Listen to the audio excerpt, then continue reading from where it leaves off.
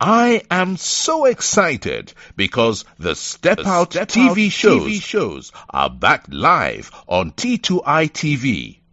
And for those who don't know, Step Out is a series of interviews and motivational segments designed to bring the best out of you and your business. Therefore, we have the following TV programs. Our first TV program, which is our flagship program, dubbed Step Out with Oscar Bimpong, is designed to interview consultants, experts, talented people, and those doing exceptionally well in their communities. The second one is Step Out SME Focus. This is where we interview business owners and showcase their products and services. The third one is Step Out Youth Impact Zone. This is where we interview young people succeeding against all odds to serve as an inspiration to other young people. And the last one is Step Out Authors Corner. And this is where we interview authors to share what their book is about to the world. Join us every week, like T2I TV on Facebook, and subscribe to the YouTube channel. To advertise or for further information, do WhatsApp +44 759 1152 983 or +233 55 580 3924 or email info@traintoinspire.com. T2I TV, we engage, educate, enlighten, and empower.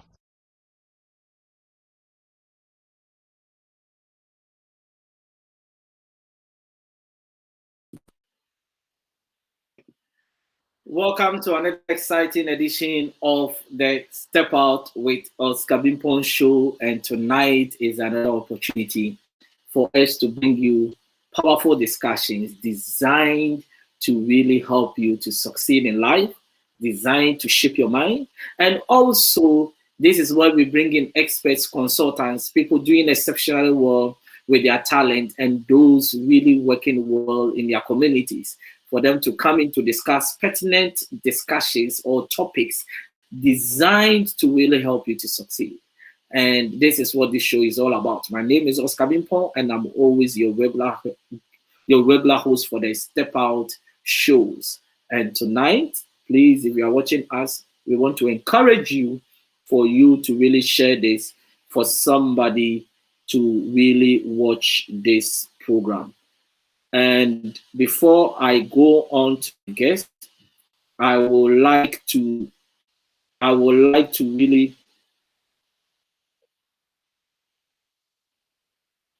before I go on to my guest, I would like to really talk about mention a few of our sponsors. This program is sponsored by Train to Inspire Consultancy. That is your business training and consulting firm. And also for all, we work with students in relation to their personal development in second cycle institutions, colleges, and universities. Also ZPay Ghana Limited, your remittance and mobile money company based in Ghana.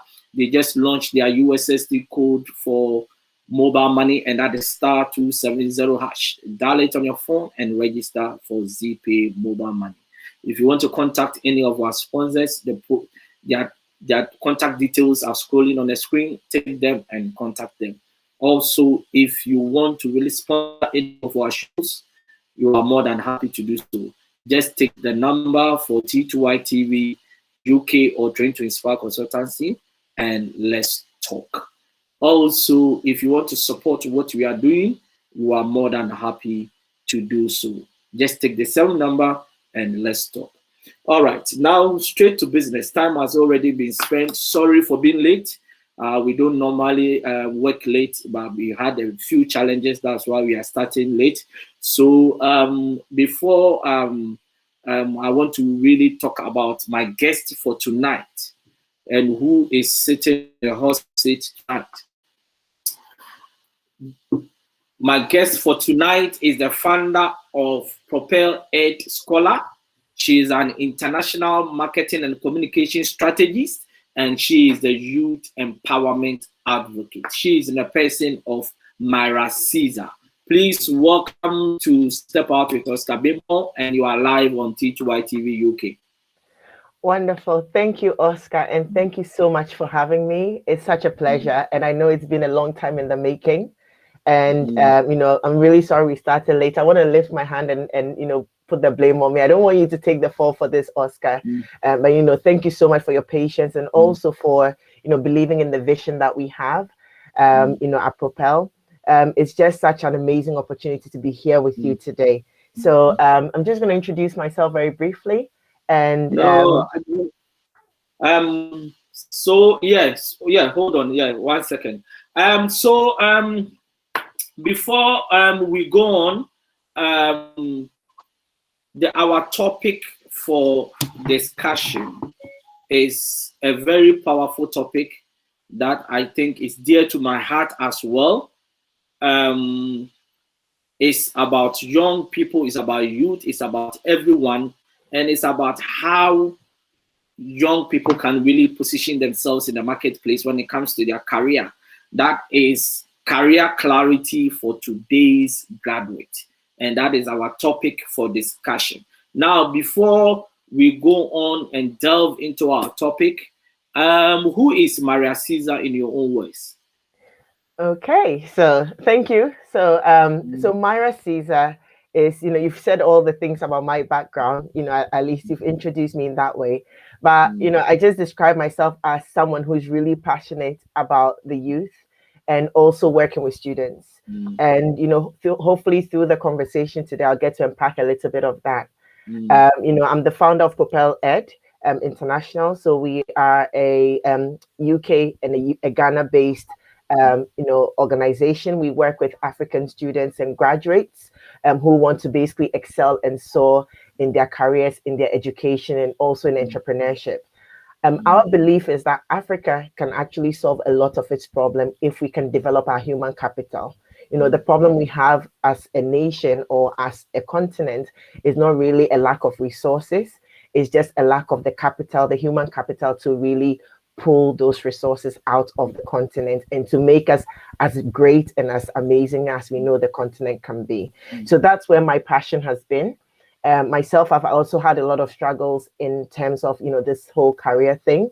So through my own learnings and through my own challenges and being able to overcome that, I've come up with a framework that I'm hoping that I can use to empower, our audience today and also the students we have on our own platforms, so that they can also be able to, elevate themselves and get some career clarity. Because I believe once, we're able to unlock some of these roadblocks for our students and our audience tonight, we hopefully will empower them to be able to do more.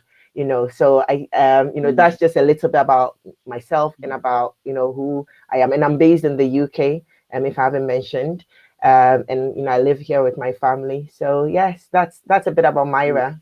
Wow. Thank you very much. Now, let's go straight to business. Do you think the young graduates, they are ready for the job market? That's such a, Oscar, you've just gone straight into, we are not messing about. There's no half and half. I think unfortunately, our African youth, a lot of them, and a lot of what I have found in my experience is that they are not as ready as they can be. So you do meet a lot. I think our African students and our African graduates, they are brilliant, intelligent, very driven. But when it comes to that readiness, being able to hit the ground running in a job, a lot of times, that doesn't really shine through.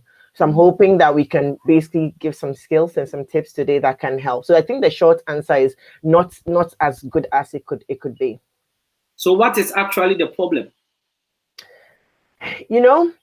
I noticed something. So I'll give you a story to answer, just as we do as Africans. So there was a, through my line of work, because I also work with students who want to study abroad, as part of, the work we do wider for the youth, because, we are all about helping youth to really unlock the opportunities that are available. So if that's a study abroad, that's fine. If it's careers, that's also fine.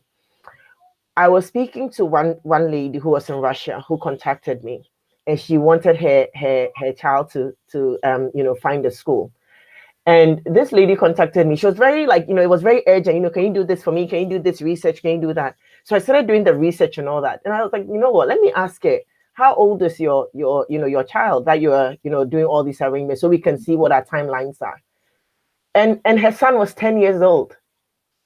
Oscar, the son was 10 years old. And, so 10 years old, someone somewhere is already preparing their child for the education, already thinking of career, already thinking of where they're going to go, already thinking of the best schools they can be in, and already thinking of how they can set them up for life.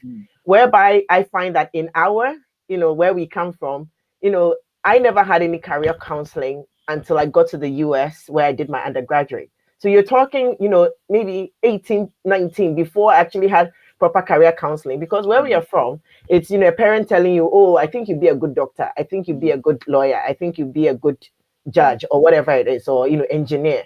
But in terms of having that career, that long-term career plan, or that career sort of that career plan, like that career map, we actually don't get that. So is there any wonder that when we now get into the job market, we don't have any sort of real established way of delivering on our talents and skills? Because the skills and talents, I believe, are raw and they're already there, but it's just being able to elevate that.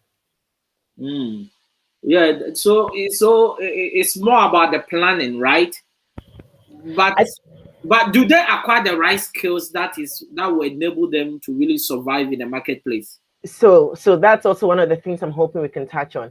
And I think a lot of times, if I should just go a bit broad, a lot of times our education system. So I mean, what I'm trying to do with this conversation is not to apportion, blame on like a system or something, because we know those challenges already exist.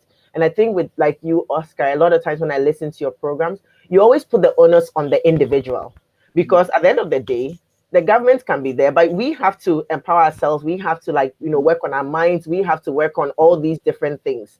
So I think that notwithstanding, if you're asking if they acquire the right skills, I think really a lot of times our education that we have is also a bit lacking.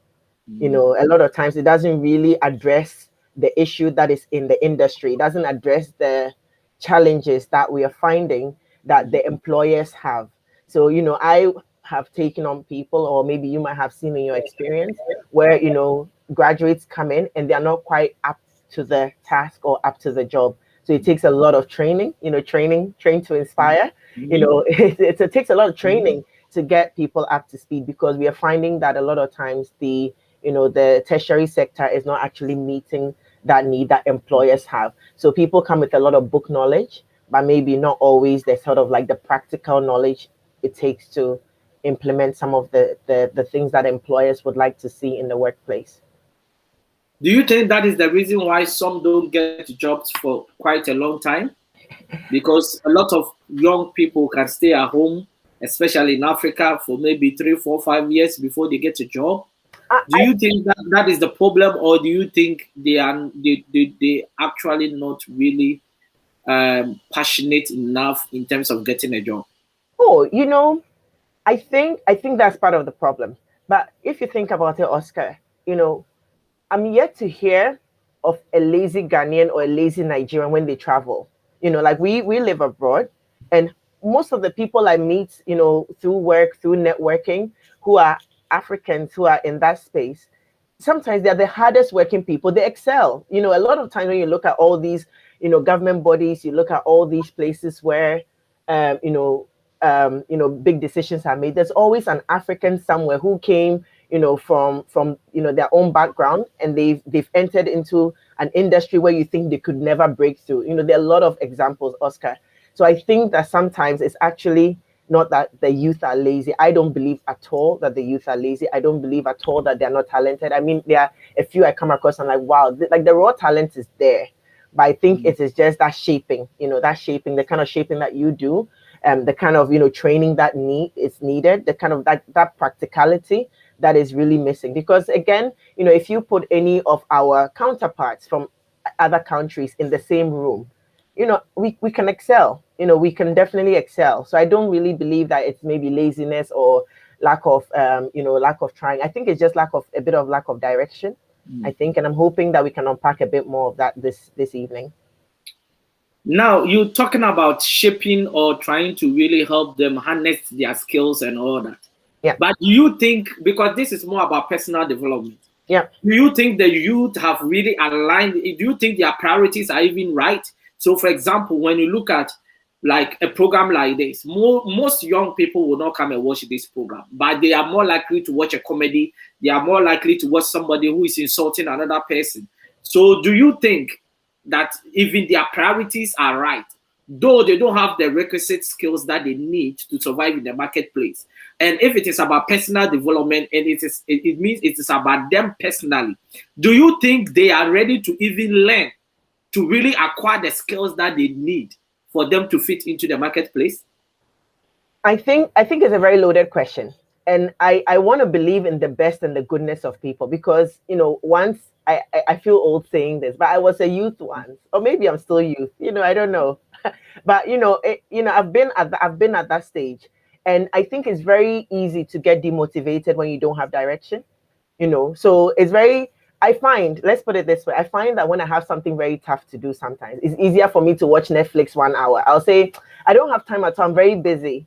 But somehow I'll find 1 hour to sit on Instagram and go through things that I don't need to be doing, as opposed to doing what I need to do. But when I have focus, when I know what I need to do, nothing can shift me. I can go months and I've not gone to Netflix because I know what I need to do. I know what I need to deliver to get where I need to be. So I think, yes, it's very easy to get distracted. But I think also that empowerment and that sense of urgency is not placed on us anywhere. I mean, you know how we are, with time and stuff as Africans sometimes, and this is me generalizing. We don't have any sort of sometimes we don't have that, that fire to do something. But I also feel like I want to come to a point that I want to make. It's also because sometimes we've not unlocked that passion. When you unlock your passion, when your passion meets your purpose, it's very difficult for someone to stop you. Look, I've met students who you think, oh, they don't really know what they want to do, etc. And then I have a conversation with them because maybe they want to study abroad. So I need to sometimes do a bit of career,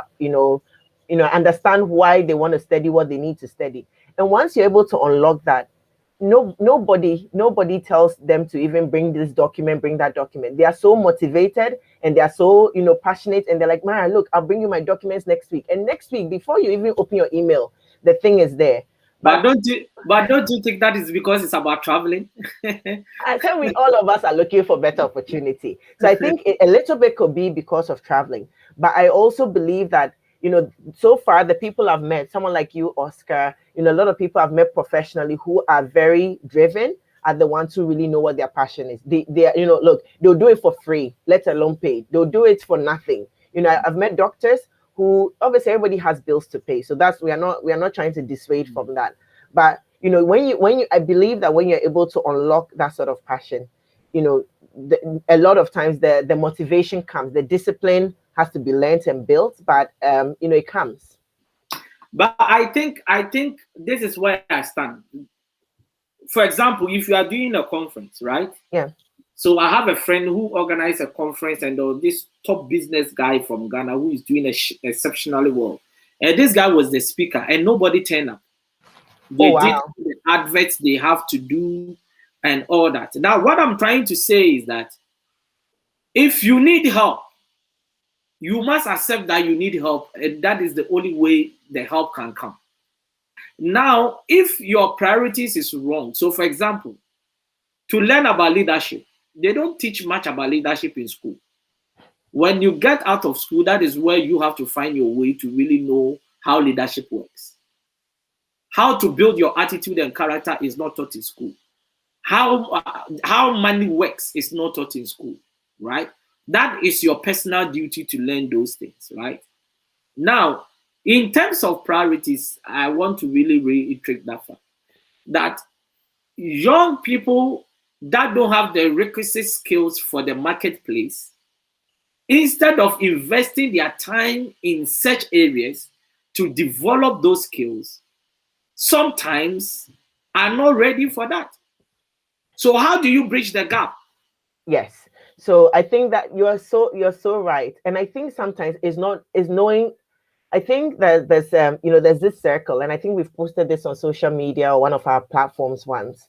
There's a circle, and then when you put a dot in that circle, is what you know, you know. So I know, I'm a online content, a marketing strategist. We know that Oscar is an inspirational speaker, life coach, etc. Then within the rest of the circle, there's what you know you don't know. So I know, okay, I'm not very good. I'm not a doctor. I can't do heart surgery. But then outside of that circle is all the things, the vast majority of things that we don't know, Through our education system, I never realized I even needed career planning or career coaching until I went to university. I didn't know. And I was actually quite, I'm still, I see myself as a very smart person, but I did not know that I needed to actually have career planning, because in my head, I was always going to be a lawyer. Everybody said I'll be a good lawyer. So in my head, I was going to be a lawyer. I didn't really realize that I had to sit back, assess my skills, and do all these things. So I think that, as you're very, very right, because, we do some small events as well. And sometimes you realize, as you said, if it has to do with study abroad, you get plenty people. If it has to do with career empowerment and coaching and things, there's not a lot of interest. But if our youth knew that this thing that they do not know, in 5 years' time, in 10 years' time, it will cost them. In 5 years' time, in 10 years' time, they can sit at home for 3 years, sometimes 4. I know people who sat at home for 5, 6 years who are not getting job. If they knew that this was the consequence of not engaging with the kind of things that you do, or the kind of things that they need to be learning, I think some of those attitudes will change. Some of those priorities will start shifting naturally. Because who wants to sit at home for 3 years? They think, oh, when I finish school, I'll just apply for a job. And most people are waiting till when they finish. Graduation is coming, then people are applying for a job. Meanwhile, our counterparts or their counterparts in other countries, they start working from 14.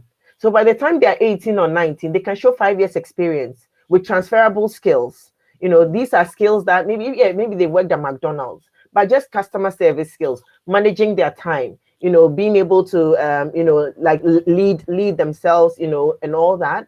That comes from, age 14, 15. We are doing it at 19, 20. So I think you're right. I think a lot of the youth are not engaging, and it could also be on us as leaders in the industry to kind of think of how which other ways can we engage them, how can we make it more interesting. And I think it's one of the things that programs like this can really help, because we are putting on social media. It's right there, you're not charging them, so hopefully it's a very low barrier to somebody who is just a little bit interested. So I think that's my response to that specific question. Mm-hmm. Now, if there are no jobs, why don't they enter into entrepreneurship? So now we are coming to that. So I think also, again, I have like friends who I will speak to, and I'll say, look, you have an amazing skill. Why don't you start something on the side? And the fear, there's a lot of fear. There's a lot of misconception. Most people think, entrepreneurship is it's not easy. Let's admit, it's not an easy route. But I mean, to sit at home for 3 years, 4 years and not do anything, I think that's more difficult than trying. I think it's more difficult to sit at home, not having any job, than to at least try something, sell something, develop a skill, develop your talent in the way that, your talent has been given to you. Wow. Now let's go to CV and some of the things like maybe interview skills. Yeah. Do you think the young person of today that have really entered into the job market are able to even develop a very good CV? Not to talk about going to interview to really wow their the interviewers and really get out of it successfully. Honestly, I think I've seen some CVs, and it's very, I want to say, disheartening. You see them and you're like, because you can see, and I think what's frustrating is that the raw talent is there. You can see that the raw talent is there, but you cannot, it's not being like managed, or it's not being packaged in any way. So, in terms of CVs, we are still very far, we are still very far away from it. And I think I wanted to actually take, I mean, once we, there's a framework which I'm hoping I'll share at the end, which will hopefully help students to kind of like assess themselves and to really use that to run, to really put their career in their control. Because I also feel like a lot of times we leave our destiny in the hands of someone else. Like when you're here, it's almost like you have to do for yourself. You have to, you have to learn, you have to, do your own CV, you have to learn the interview skills. But when you're speaking to some of our, our youth, you find that, they're it has to be almost like spoon fed. It has to be spoon fed. So if nobody's spoon feeding them to say, "Oh, do it like this, do it like this," then it doesn't get done.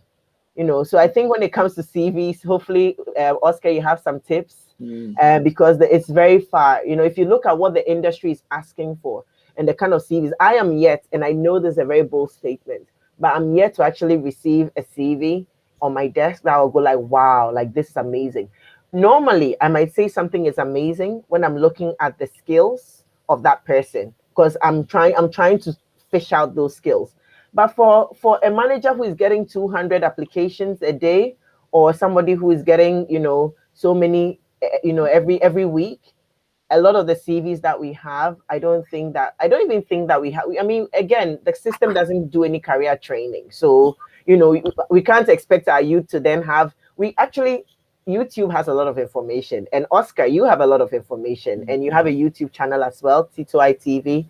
And I mean, there's so many different avenues. But as you've already mentioned, that interest is not there. Netflix can take 2 hours and people will watch a whole movie. They'll watch back to back. They can even finish one whole series, in a night time. But when you say now go and sit down and learn about CVs, or learn how to do interviews, you don't get any interest. So I think it's also the interest not being there. And I think people just, we all need to take responsibility for our own future. We can't blame it on someone. We can't blame it on village people. It's not village people. If you're not going ahead, a lot of times it's you yourself. You need to be, you need to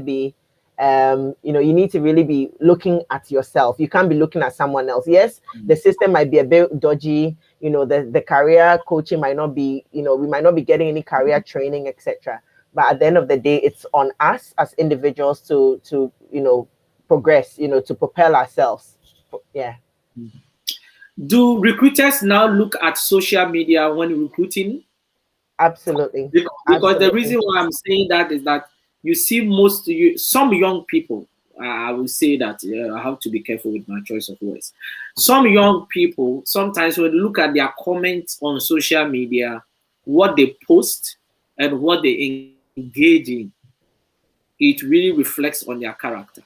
Absolutely. Now, do they know that recruiters really look at their social media? Is this something that they are doing now at the moment in terms of when recruiting go to the social media handles of people they want to recruit? So I'll tell you a funny story.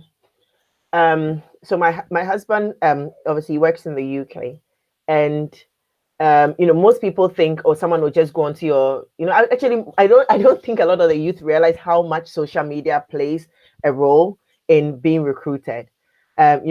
So you might think, okay, I want to apply for a job. You've put all these funny things. I'm very responsible. I'm very, all of this. Then on your social media, you are swearing. On your Twitter, you're half naked. On your Instagram, you are, something else. All of that comes together because right now recruiters are using a 360 assessment to actually decide if they want to take a candidate. So for someone like you, Oscar, then if let's say I wanted to bring you into a conference, which hopefully we get to do in the near future, but let's say I wanted to bring you into a conference, I won't just look at what you tell me. I won't look at what you just say you are, right? Because you might tell me, oh, look, I'm an inspirational trainer, I'm a whatever.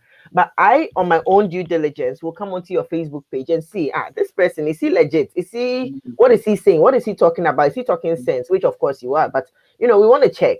Then I'll go onto your LinkedIn. It's what he's saying on Facebook, which is more geared towards, youth and, individuals. Is what he's saying matching with what he's saying on LinkedIn? is that conversation the same, or is he saying in front of his audience, he's saying, look, I'm Oscar, I'm all professional, and I'm an inspiring trainer and a youth leader, youth advocate? Is that what you're saying on LinkedIn as well? Is that what you're saying on Twitter? And that's just a few of the channels that can be used. So I like the fact that you've really picked up on this, because I think a lot of the youth miss this completely. They don't realize that when they put something out, so much is assessed and so much is researched. So as an example, now one of the things I've noticed people do is that they actually put their LinkedIn link on their CVs, right? So if I was a candidate and I said, look, I'm Myrah and I'm legit, and all the experience I'm telling you I've done, I can even prove it, or I'm happy to put it on my LinkedIn, because obviously LinkedIn, if you go and lie, it's very easy for people to catch you. So if I can link my LinkedIn on my CV, as a recruiter, it gives you more confidence, because you're like, oh, this person is even showing me where to find them on social media. And of course they will go and look. But if you think that you can be, a slave person or whatever on one channel, then on another channel you're using swear words, and on another channel you're insulting your old boss, finishing your old boss on that channel, you'll now be wondering why am I not getting any interviews?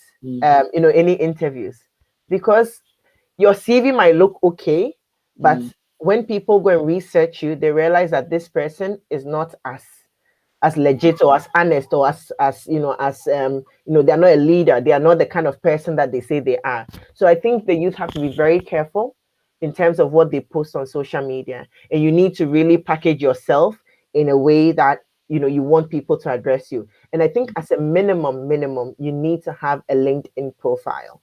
Do not expect that in this modern day and age, LinkedIn is not just a CV place, but it's also where recruiters find you. So I think earlier on, I was actually given an example. So my husband, he's put on his LinkedIn that he's not looking for work. But guess what? People still contact him all the time and say, oh, look, there's, are you interested? And lots of times, like, look, I'm not interested. But you don't realize people are looking. But when they type in a search word, if I type in inspirational, trainers in Ghana or in UK, Oscar, you should come up, right? So that people can now check you out. So if you are, let's say you are like a marketer, or you are, an engineer, and you're looking for a job, but you're not on LinkedIn where the recruiters will find you, you're shooting yourself in the foot, because you are minimizing the chance that someone will be able to access you in a different channel. The CV is one thing, and putting your job out and emailing companies is one way of looking for job.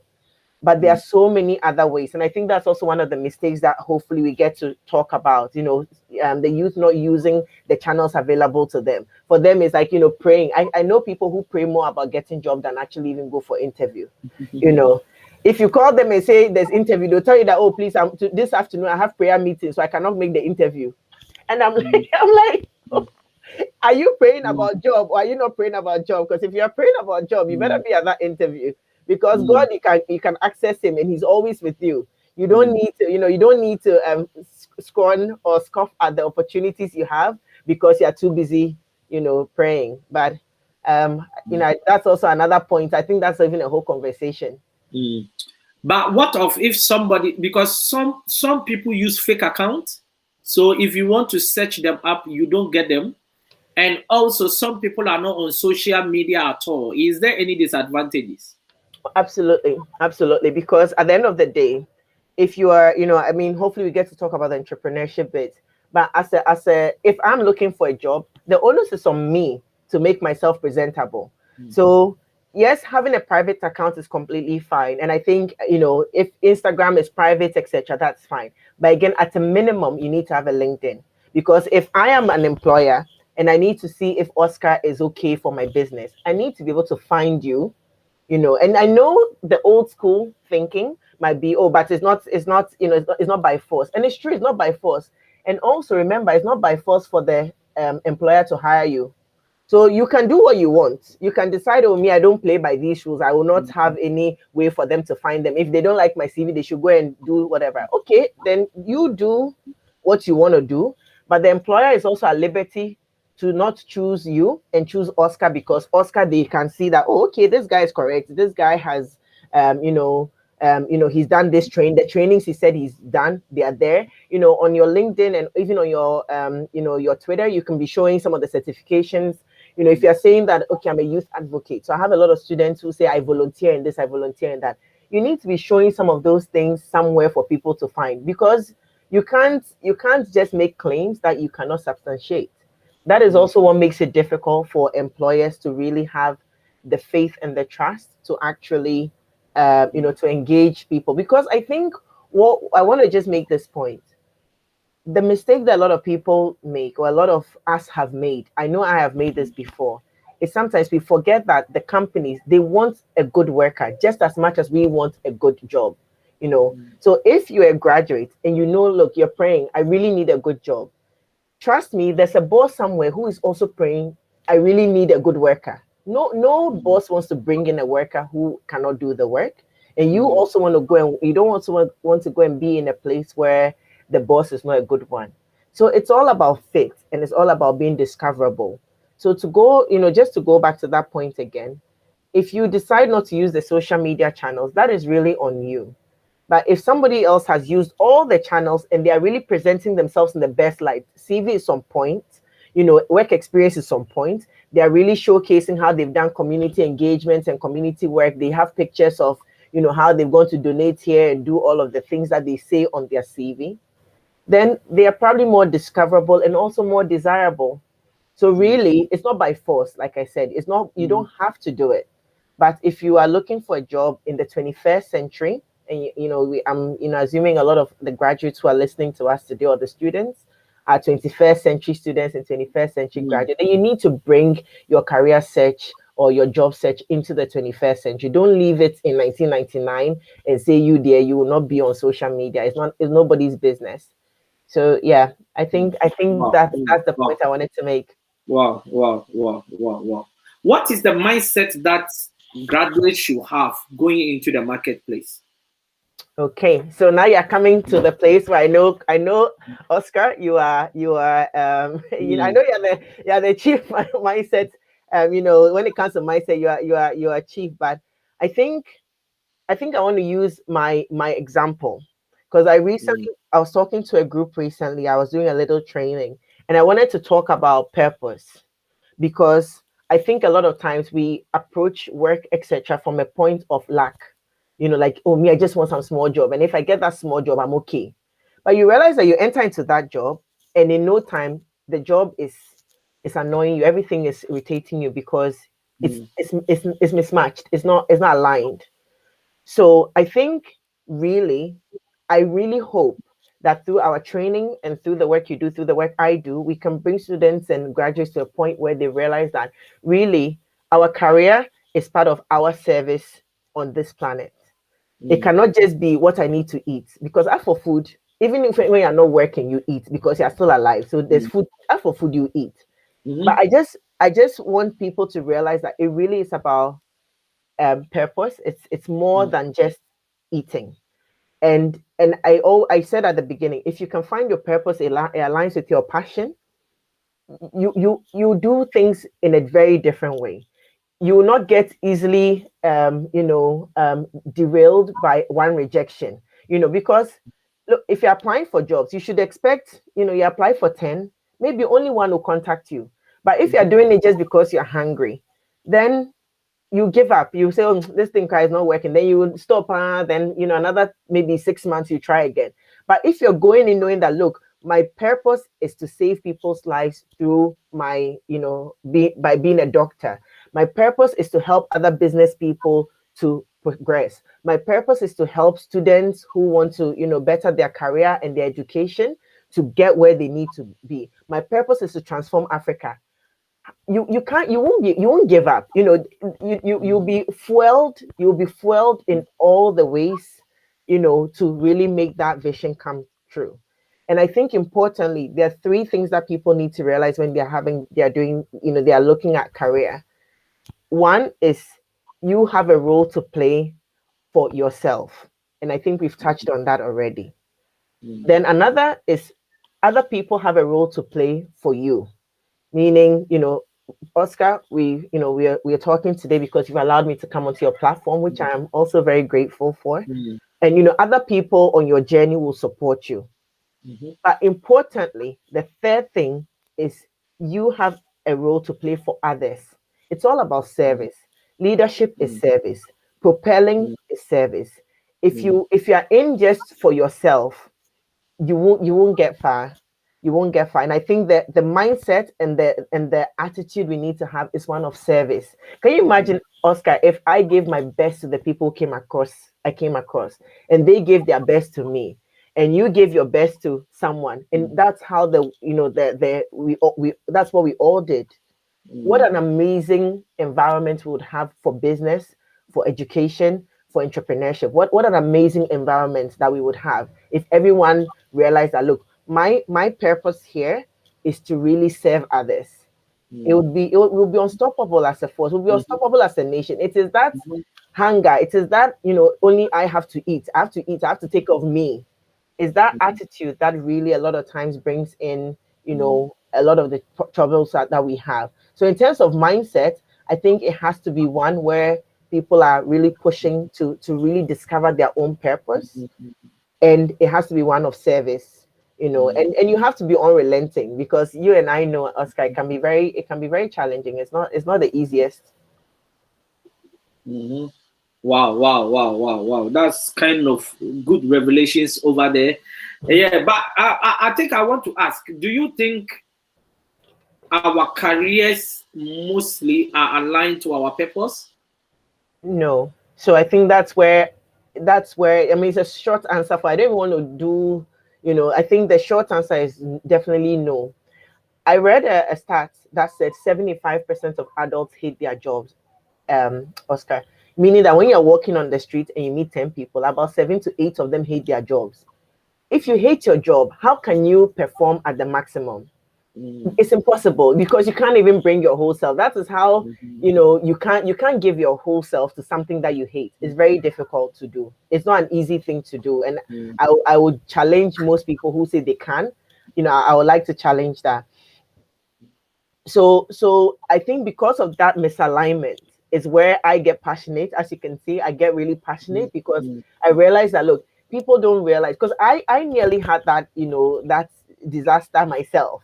And if I can give a bit of background, so growing up, everyone said, "Oh, Myrah, you talk a lot." I'm sure you probably noticed. So you talk a lot. You're very bright. You're very good at reading. Why don't you become a lawyer?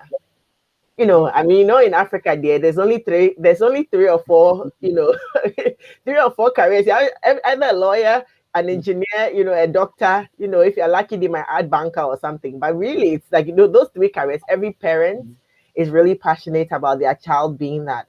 So so when I did my undergraduate in the US. I did my undergraduate in pre-law studies. So, basically, I did psychology with business, but then a few law classes just to get me warmed up. And I think because it had business in there, I really enjoyed it. And then I came to the UK to do my conversion. So, the conversion course basically is like a 1 year, 9 months, 1 year course that allows you it's like a postgraduate diploma that you do to convert your degree wherever you got in the world into a legal degree. And then you can go on to be a barrister or a solicitor. Oscar, I've never hated anything more in my life. I was very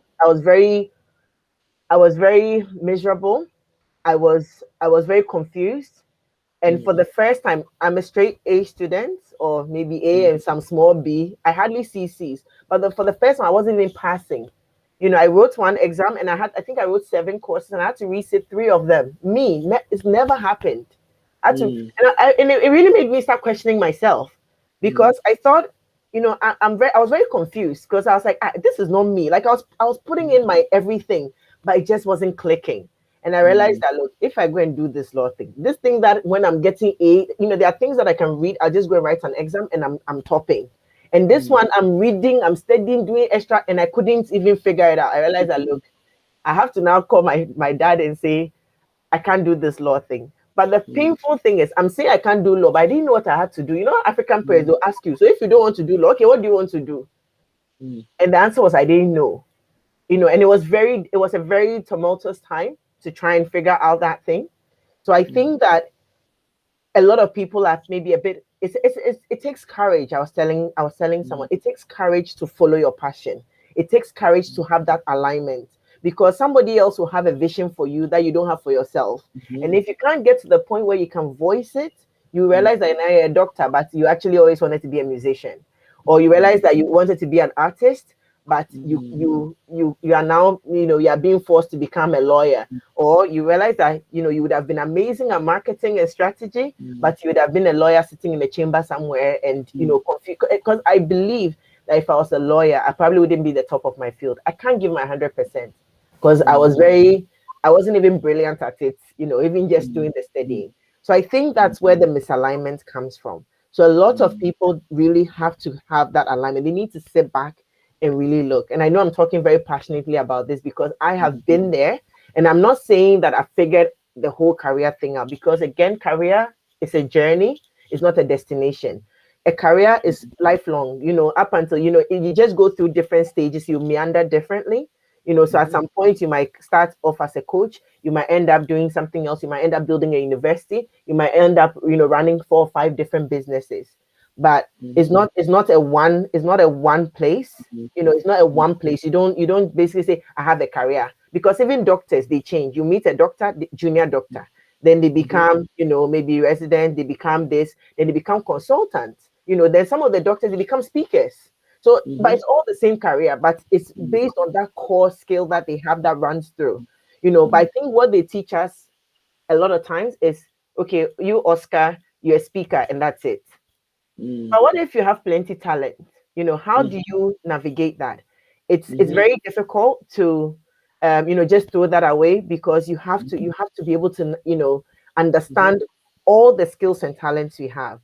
And to make a point, I think I'm laboring the point a bit because I'm so passionate about it. You have to actually assess the skills you have, because the Bible tells us that your gift will make room for you. There are certain things that when you do naturally, you realize that this thing is working. You just you try something, you realize it works. I was talking to another student recently, and he was telling me that he has a friend. So this is hearsay, but I've seen it before, so I can use this example. He has a friend who is a doctor or is in medical school, but they are so great. They are such a great artist. They are so amazing. And as students, we all struggle. And he was telling me that student is actually making more from being an artist. Like, people just buy their art. But somehow, and I'm not saying you have to throw away being a medical doctor, and then just go and do, be an artist. That's what I'm saying. I'm saying you have to sit down and assess the skills. Everybody comes with a set of skills. Some people have 5, some people have 10, some people have 20, but you have to know. It's just like the parable of the talent. They gave somebody 1, they gave somebody 2, and somebody had 5. But each one, for whatever you have to still multiply, So, hopefully I've made a point in there. And I know I've talked, I've kind of like talked about it, and hopefully we might get a chance to unpack it some more. I think you're making great points, and I really agree with you, because I know of a lady in Accra who, she's a top banker. By Saturday, Sunday, she sells kinky. And her kinky, she doesn't even add pepper or fish, just the kinky. You come to your flat. In the morning, between 6 to about 8:30, the kinky is finished. And then that is having multiple talents. So I agree with that. You can have different skill sets, and it depends on how you manage it. Now, we're trying to wrap up because of time. So how can graduates really ensure they have a better career success? Okay, great. So I think I'll just point out that there's 5, like a framework that I created to help to achieve this. So number 1 is I call it the Spark framework. So Spark, it's kind of like you're lightening, you're brightening, because I believe that if you're really good at what you do, wherever you are, you'll be the light in that area. It's inevitable. If you're able to align these 5 things, you will have, you'll be a spark in the area, whichever area you are, and I think number 1 is skills. So S is for skills. You need to look at your skills, which is what we just talked about. You need to look at what sort of skills you have. You need to make sure that you're improving those skills. You need to take you need to almost do like a checklist. You can't just say, I don't know what I'm good at. You have to know what you're good at. And that one, nobody can tell you. You don't need Oscar, you don't need Myrah. You need to just look at yourself and be honest with yourself. And if it's only one talent, it's okay. That one, we are going to milk it. If it's 5 talents, that's perfect. But you need to look at the skills that you have. Number 2, you need to look at your purpose and your passion. And I believe that purpose and passion really align, because I don't believe that I believe in I'm Christian. I believe in giving a purpose to be here, right? So I know some people may have different faith, but I still believe everyone has something they're very passionate about, because naturally it comes to them. And it's aligning that purpose with the passion. And that's also about some soul searching, and I'm sure there are courses and books that you can read about being able to discover that sort of that passion, which aligns with your purpose.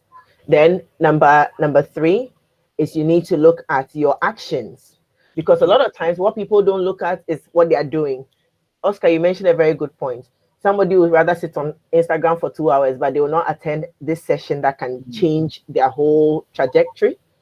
So you need to take control. You need to take responsibility. And you realize a lot of these points I'm making sure I'm not blaming one government or one education setting or something. It's all on us. Yes, Ghana is hard, Nigeria is hard, UK is hard, America is hard, everywhere is hard, right? So you have to look at your actions. What sort of actions are you taking? Are you taking the ones that have the maximum benefit?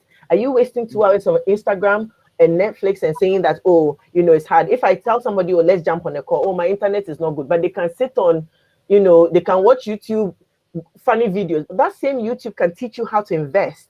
That same YouTube can teach you how to become a leader. It can teach you how to become a life coach. It can teach you how to, learn an extra skill, how to braid hair, something. So you need to look at your actions. And then number 4, you need to look at the kind of reward that you want. So everybody has something that makes them tick. Some people, it's about money. Some people, it's about flexibility. Like, I'm a mom, so if I'm looking at an opportunity, I never look at it like, how much will I get? How much will somebody pay me? What's my reward from there, just in terms of money? A lot of times I'm looking at, reward in terms of balance. It has to balance. It has to work for family. It has to be flexible. For me, that's my reward. For somebody, it's just cash money. Just give me the cash, put it in my hand. So that reward is really important for people to understand. What makes you tick? Don't lie to yourself, please. We all want to be very holy and very, audacious, but be honest with yourself in terms of what will make you satisfied in a job. Even as an entrepreneur, this framework will work. And then the 5th thing, so the K in the spark, is knowledge. You need to seek knowledge. You need to, first of all, you need to know yourself. You need to know your strengths and your weaknesses. But importantly, you need to seek knowledge. You need to be hungry for knowledge. If Oscar writes a book, you need to be reading. If Myrah releases something, you need to be learning. You can follow Instagram and stuff, but even on Instagram and Facebook, etc., there are a lot of channels that are teaching. People, I've learned a lot of skills just by sitting on Instagram and learning things that I think, I'm not so good at this thing. What is that expert in the industry saying? What tips can I pick? What can I add to my knowledge? And even tells, for lack of knowledge, we perish. So that's the framework that I tell people. I beg people, to use this, and it's a new one that will be hopefully helping, our students and graduates to go through. So it's the spark. So if you know what your skills are, if you can find, your passion and your purpose, if you are doing the right things, your actions are high impact actions, not this waste of time actions, high impact actions. You've assessed your reward, that you want for your career. So what do you want out of a career? And you've accessed, you are looking at how to improve your knowledge, then you will be unstoppable. Because if you can get all these 5 things to align, you'll be unstoppable. And again, having a career, either you're an entrepreneur or you're an employee, is not a destination, it's a journey. It is lifelong. It will change, it will meander, but you need to just always be assessing your skills, and all these things these 5 things that we've talked about. And the sky is only the beginning. I think Africans are brilliant, we are so bright, we are so resilient, but we only tend to shine when we are abroad. But we need to be in our motherland, we need to be able to shine. And the terrain is very tough. I run a business that is also based in Ghana. So, the terrain is tough, but we're unstoppable. If we put our minds to it, we are really unstoppable. So hopefully, I've been able to bring something new or something useful to your audience today. And I hope, a lot of you, the ones on here, please share with your colleagues, let them watch the replay. I hope there's going to be a replay, Oscar. Hopefully, yes. Yes, it's been wonderful having you, Myrah, and I really enjoyed every bit of this discussion. Wonderful, wonderful. Thank you so much. And I think I've got so many comments here. I will read a few of them. I think Teresa Vonu says, it is a journey. Do not settle and be content. Keep evolving. And I think she also says that, yes, you need to read Oscar's book. That is good. Yes. I've got my Mindset Revolution book. This is just breaking news. The e-book now is on Amazon, and we are working on bringing you the paperback on Amazon by next week. So if you search Oscar B. Paul Mindset Revolution on Amazon, you are going to get the e-book to read. You can't afford to miss this book, trust me. Today I was in a car and I was listening to it audio, and I'm like, I'm not the one who wrote this. And that is what God can do. So you can get a copy for yourself and start reading, but the paperback will be ready by next week. And also I have got Smart Foods saying, follow your passion. He also says, great point, Myrah. And Eric Domi says, you're making a point. Eric Domi also say, hi, Oscar. Hi, Eric, how you doing? He says, thumbs up, Myrah. Then I also got Smart Foods saying, is that my Myrah? Smart Foods, I think so. That's your Myrah. Then I've got Smart Foods also saying, the main issue is lack of mentors. I think we did not touch on mentors, but briefly talk about mentors. What role do you think mentors have to play in the lives of graduates to make them really successful in the marketplace? I think the young people ready to be mentored as well. Yeah, so I think first of all, you have to kind of be willing to be mentored, because mentorship is give and take.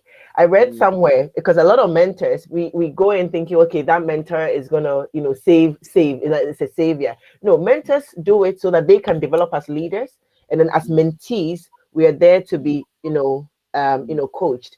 And your mentor a lot of times can be it can be someone in a workplace. It can be someone, ideally someone who's been where you want to go, so that they can show you the way. But you cannot not have a mentor, because if you really want to be high impact and you want to go where you need to be going, then it is so important to have some sort of mentor. And if the person cannot mentor you directly, someone like you, Oscar, you give a lot of information. The kind of information you give for free is the kind of things that a mentor would give. So you can follow someone like, someone could follow Gary Vee and say, okay, Gary Vee is their mentor. Yes, ideally have someone that you can talk to who can, basically support you. But in the absence of that, do not think, okay, I don't have a mentor here with me, so I'm not going to have any at all. Pick somebody you admire, somebody who is where you want to be, somebody who talks sense, somebody who can talk into your spirit and you're like, this thing is touching me. And be mentored by them. It is so important, especially because we don't have that in our school systems all the time formally. And importantly, because if somebody is already been where you are, they can show you where not to step, how to do it, how to go about. And we know this journey is not easy. It can be very tough. So it is so important that you have a mentor who can actually walk you through. I have more than one. I have friends who I know, look, if I need advice, this person is going to just walk me through, because they've been there. And I have older people. I even have younger people, and I have siblings who would mentor me in certain areas. And you don't need one size fits all. You can definitely have different mentors for different areas of your life, because we are multifaceted people. You're not a one-dimension person. So you don't need to have one mentor who is your savior. You need to really engage with, someone who really can speak and direct you And in the absence of that, don't stop learning. There are a lot of mentors that you can find online. And I think Oscar, Oscar's company, this is what you do, isn't it? That's a big part of what you do. And I'm just wondering, what can you add to what I've just said? Yeah, definitely. Mentors are needed, isn't it? They are really needed. And I always say that when young people come and they want to be mentored, there's one thing I always tell them, that I have got nothing to lose, but you have got everything to win. But if we work together, I can also learn from you. But if you don't push me, I don't push myself. And I think that is the one thing I've learned from young people, is that some of them, they think because I'm their mentor, I'm the one that is supposed to set the pace. No, you are the one that is supposed to set the pace. Make sure that the mentor is really working hard for you. Because if you don't move, probably the mentor might not move as well, because the mentor might be very busy with so many projects and doing other stuff. But if the mentor realizes that you are really also, you are really interested in it, then they can really go to the next level to support you. So it's a two-way relationship, but one tends to gain more than the other. So the one that is going to gain more should rather invest more, so that the mentor can really give time, energy, resources, knowledge to help you to succeed. So mentorship is very important. And there's one point that you made that I think is a very great point, and that is, you don't need to have one mentor. You need to have mentor for your spiritual life, mentor for finance, mentor for somebody that is going to inspire you to greatness. You should have mentor for different aspects of your relationships and all that. So you are not just bound to have just one person. Different people in different aspects of your life can help you to really get there. So mentorship is very key. But I think mentorship is something that really needs to be taught to young people. So for example, somebody comes into your inbox and he wants you to mentor them. And he comes in and he says, last time I put it on Facebook, that if you come to my inbox and you say, hey, Oscar, there's no I'm going to respond to you. There are so many salutations that you can use to address me than to call me a hey. So you need to know how to communicate. A lot of young people don't even know how to communicate. They come here and they say hi. Of course, you know my name. That's why you came to my inbox to say hi. Why do you just say hi? I think this book that is called Courtesy for Young Boys and Girls, or whatever it is, I think we all read it when we were very young. I think the youth of today, I don't think the book exists for them. I think yes, we have to go back to really get them to read that book, because whatever level of communication that it comes across to the person you want to be mentored is going to take you to the next level. Nowadays, you don't need to know even the person for you to be mentored. I've got so many mentors that I don't even, somebody like Steve Harvey, I follow him, I watch every of his videos. I'm saying I'm the next Steve Harvey of Africa. Why? Because the only thing he's doing that I'm not doing is comedy. He's a TV talk show host, he's an inspirational speaker. He does a lot of things that is similar to what I'm doing. So, but look, I haven't met him before, but he has really shaped my course. So you don't need to know the person before you. So mentorship is very key, very critical, but I don't think a lot of young people are really maximizing that potential. And I think one of the biggest challenge also is that some young people think they know, so there's no point for them to really have mentors. I will tell you, you are totally wrong. Until you get into the market or the industry, you'll realize that, look, you need somebody that's really passed on that road. So it's very, very important. But Myrah, it's been wonderful having you, and I really enjoyed every bit of the discussion. Wonderful. Thank you. Thank you, Oscar. I really appreciate it too. Thank you so much for having me. Yes. So what is your last word to everyone that is watching it before we leave? I think, this has been an amazing session. Please share with your friends, because there's going to be a replay. Oscar's promised that, so we are taking his word for it. Share with your friends and rewatch it, because some of these things, we've packed in so much in this hour session. You need to go back and rewatch, take some notes, and apply it. You're not going to get a six-pack by watching a video of somebody doing crunches or running. You know, you're not going to build stamina by watching, by watching a video of exercise. You have to do it yourself.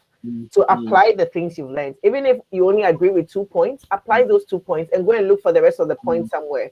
Don't let this be another informational session, because we are hoping this is not the kind of session that's just for information purposes only. It is a transformation session. So please use the information, apply it, and share the love, so that others who may need this message or who may need to learn 1 or 2 things can also pick up something.